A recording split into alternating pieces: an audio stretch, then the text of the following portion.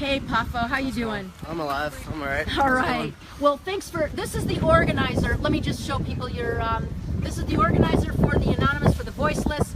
And can you say, what Anonymous is, just very briefly, and then anything you want to convey to people, in a digested form. Yeah, Anonymous for the Voiceless, a worldwide animal rights activism group that essentially does street activism in the most direct, I think, and emotionally powerful way by showing the actual footage of factory farmed animals, how they're exploited, how they're abused. Goes through the whole cycles of fish, fur, dairy, cattle, pig farms, everything. And I think this is what people need to see. I mean, this is the greatest motivator to turn someone vegan. But basically helping people to connect with their own value system and just sort of trigger their sense of empathy and compassion. That's what the footage does. And the outreachers are here to explain and talk them through it. And we have material and just try to be supportive. And it's a very non-invasive form of activism. So people are encouraged to walk up and watch. But if they're not interested, they can keep walking. And no one's forcing them to do anything. But it's here, and the masks create like a very strong aesthetic. It's very evocative, and it grabs your attention. And I believe in it, and I've been a vegan for a while now, and I've done various forms of online activism, and I just think that this is one of the most effective methods. What got you to go vegan, Pafo? I'm a pantheist. It's my philosophy. I believe in the divinity of nature, and I had several online Facebook groups and philosophy sort of workshops where I was educating people and trying to promote this earth-based form of spirituality. And it just happened organically, where I realized that I can't keep telling people to love and respect nature and the earth and animals and still continue to consume and pay for this to happen. Pay for this. Yeah. Pay for this. Pay for this. They receive multiple bolt guns to the head. It doesn't always work, and they get strung up and get their throats slit, and it's just about making the connection. So basically my philosophy is what led me to it. I've always been an animal lover.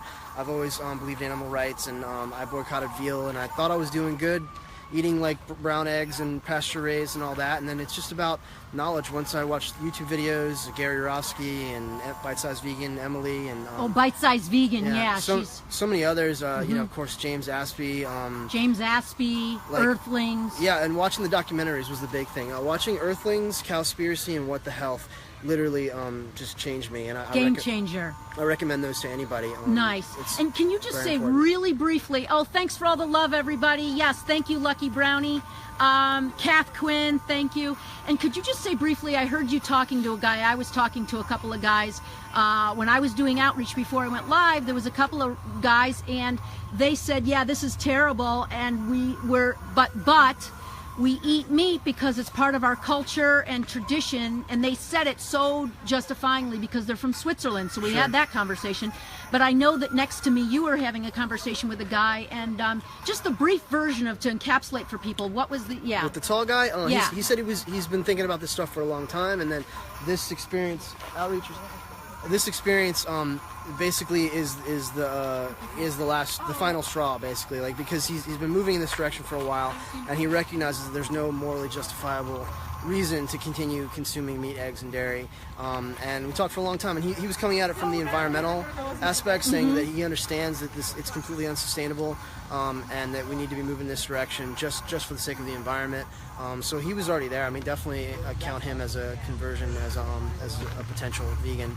And then that family, that was all vegan family. Yeah. So we're having some good reception out here. People who are already vegan, or who are definitely going to consider it.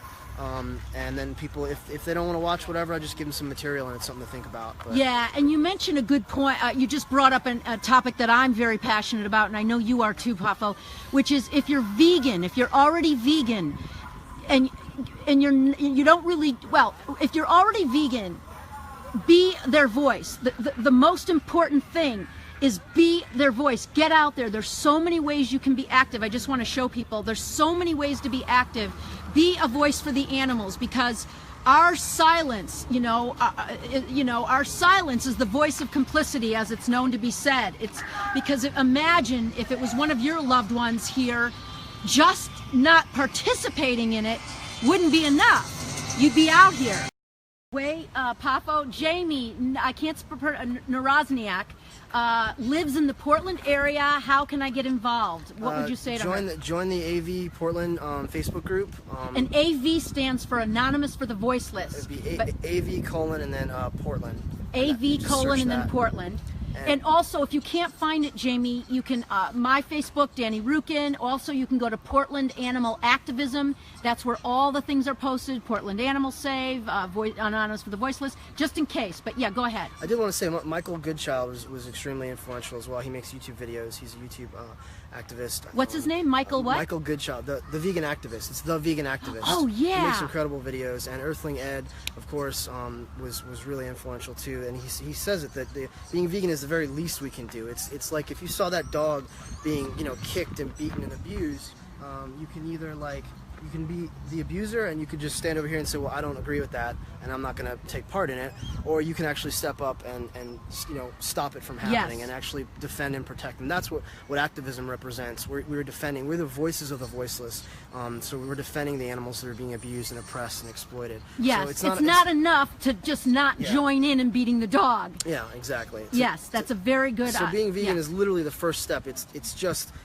it's an inaction, really. It's because we're born into a system of carnism and just cultural indoctrination that is everywhere. In the media, it's being crammed down our throats. We always get the rebuttals. Well, don't cram your morality and ethics down our throat. But that's what we see every single commercial, every single billboard. We're already born into this system where we're being completely brainwashed. So we have to reject that brainwashing and actually reconnect with our own sense of compassion. And it makes no sense to have this selective compassion where we care for dogs and cats and horses, but yet no one cares about pigs and lamb and sheep and selective compassion. And we're asking people to expand their circle of compassion. That's a phrase that's so important for other people who use values of kindness and compassion and social justice and mercy.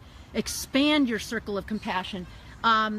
We say for the animals, for the environment, and for health. I mean, yes. This is a multi-layered thing that it's literally just unsustainable. The rate that we're going, the animals that we're feeding are the greatest cause of greenhouse gases and climate change at this point. Like ocean dead zones, just pollution, the waste of water, the waste of resources. It just makes no sense. It's insane. So, from any angle, any way you look at it, I believe that this is a social justice movement that is literally promoting the evolution of our consciousness. That we need to evolve, move beyond this archaic, barbaric, antiquated system of abusing and enslaving other life forms. Yes, oppression is oppression, victimization is victimization, no matter who is being victimized and oppressed. And once people really get that, it's just a no-brainer.